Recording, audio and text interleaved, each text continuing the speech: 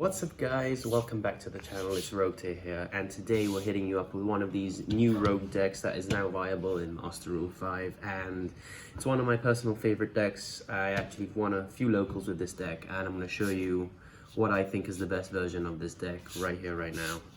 This deck can play going first or second, preferably going second, but I like this deck because it's quite versatile, and you can also play going first. So let's get into this deck. It is of course Ancient Warriors. So we're playing 3 Sun Mao. He's probably the best Ancient Warriors and you probably want to see him every hand. Then we're playing 3 of Liu because he's the best going second card in the deck because he's a special from the deck which is just insanely strong, and all of these have bonus effects when there are other Ancient Warriors that activate their effects, so that's why it's so good going second.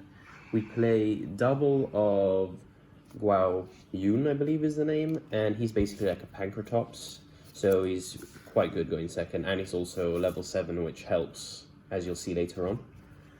We are also playing 2 Zhao Gong.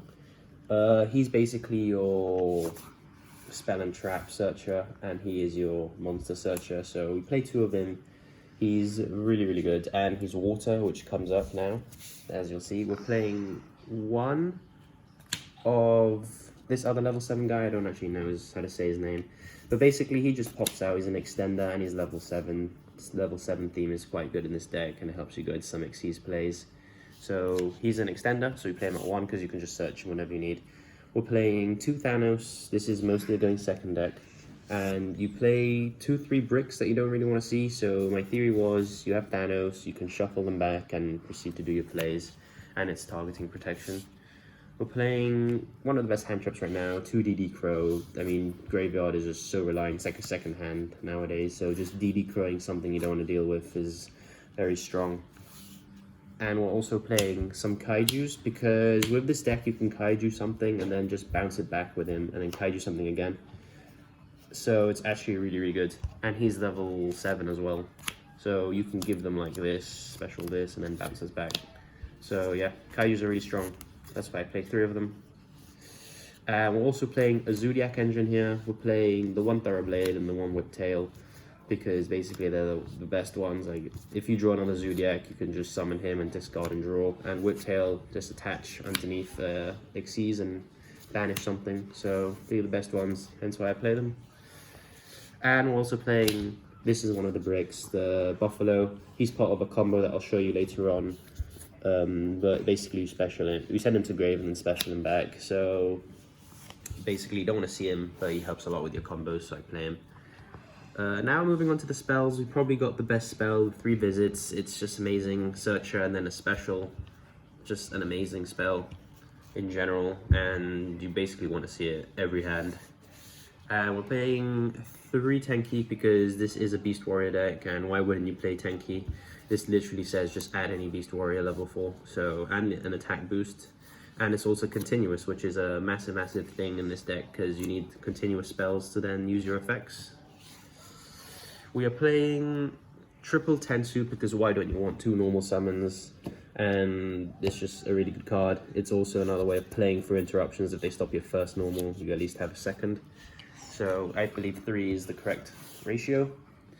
Playing triple Called by the Grave because Ash is very strong against this deck, so you want to see this as much as possible to stop those Ashes.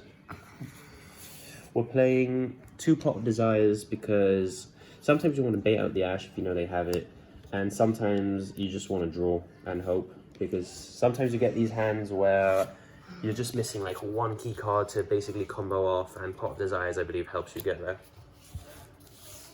We're playing 2 MST. This in theory would be Lightning Storms, but I'm trying to keep it somewhat budget here.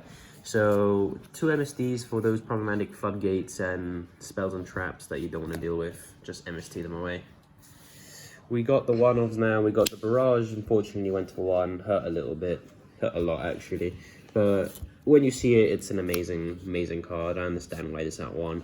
Then we got the 1 Monster Reborn, it's just a free extender. And then we got the Double or Nothing. This has actually won me quite a few games when I didn't deserve to win the game, but Double or Nothing is just one of those cards where if you don't see it in your hand, it's an amazing card. Now we're going to move on to the extra deck. This is where the deck, I think, really comes alive and becomes its own. We got the generic link fours first of all. We got for going first and for going second, OTK and just loads of negates. Why wouldn't you play them? We got a unicorn to spin stuff away. All this is pretty generic so far. And we got a IP as well, the generic stuff. You make unicorn in your opponent's turn, shuffle something back. You've probably seen all those plays before. This is where the deck starts becoming its own. We got one eagle. This card is actually amazing in this deck. Gives you a Fire Fist formation card right from the graveyard back to your hand to use again in your next turn. This card is amazing. And then your Fire Fist cards don't need to pay cost to activate their effects. So basically you send Buffalo with him and then you just special Buffalo out for a free body. We got one of the Duramadol, also a really good card. If you have some spare spells and traps in the back row, you can start popping your opponent's spell and traps and it gains a little boost. So, and it also has graveyard recursion, so I think it's a good card to have. Now, since we have a lot of level 7s, I played 2 level 7s. We got, again, for going first and for going second, I like to have choices in this deck. We got to steal stuff, and sometimes you just miss the OTK and you can just make him and your opponent, every time they do something, they just lose life points. So I like putting the opponent like on a somewhat restriction there. We also got the Utopia package because we play double or nothing. This combo is just insane. We also got Zodiac Engine. Obviously we got Dryden back in the latest list. This card is absolutely amazing. What I usually do is make Dryden, pop something, make sure there's a Zodiac engrave, make check, special that Zodiac back, and then I proceed to make Eagle and then just keep comboing off. So Dryden's like basically an extra pop during your combo, or you can also end with him in some hands, have an extra disruption. So I believe that Barrage going to 1 was a fair trade-off for Dryden. We got one Tornado Dragon because sometimes back row is a bit of a problem, especially if you don't have Lightning Storm. So if you have Lightning Storm, I recommend you just specialize the deck into going second, but with MSTs you can still play first. So Tornado Dragon's there if you need more back row removal. And then we've got Bahamut Shark because we do run a few water level 4s and then we just bring out Toad, which went to 1 but doesn't affect us at all because we played 1 anyway. So yeah, that's the deck profile, guys. I'm going to show you a quick combo now, and yeah. Okay guys, so now I'm going to show you the going second combo. It's these 3 cards to simplify it. Obviously you can do the combo without Barrage, but I'm just showing you the quickest and easiest way to do it so you guys get an idea of what this deck can do going second. So you want to start off by activating Tenki and adding yourself a Sun Mao. Then you want to activate Barrage and use it on itself to special from the deck a Whiptail. Now you want to activate your 3 visits in hand and normal summon Sun Mao, and then effective 3 visits to add yourself a Zhaogong. Now what you're going to do is use the effect of Sun Mao to destroy 3 visits and add yourself a extender, which is this guy, and then 3 visits will activate specialing you Zhaogong. Effect of Zhaogong, send Tenki to the grave and add yourself a 3 visits for next turn. Okay, so from here now, you basically make the Whiptail into Dryden, activate Dryden effect, pop anything, which is why Dryden is so good, because it's basically an extra pop during the combo.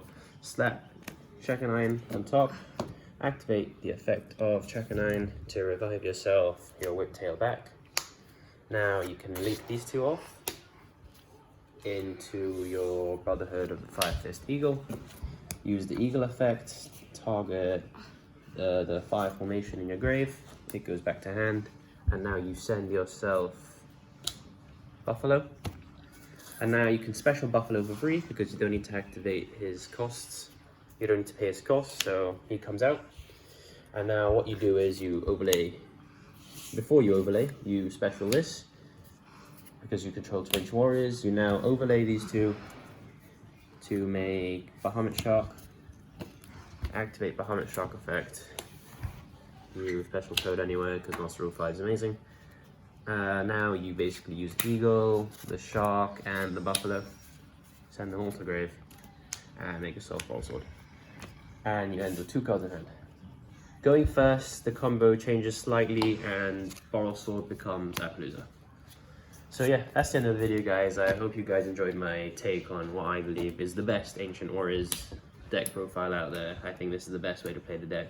Very versatile, going first or second, and hope you guys enjoyed the video. Make sure you stay tuned. It's time! Let's go!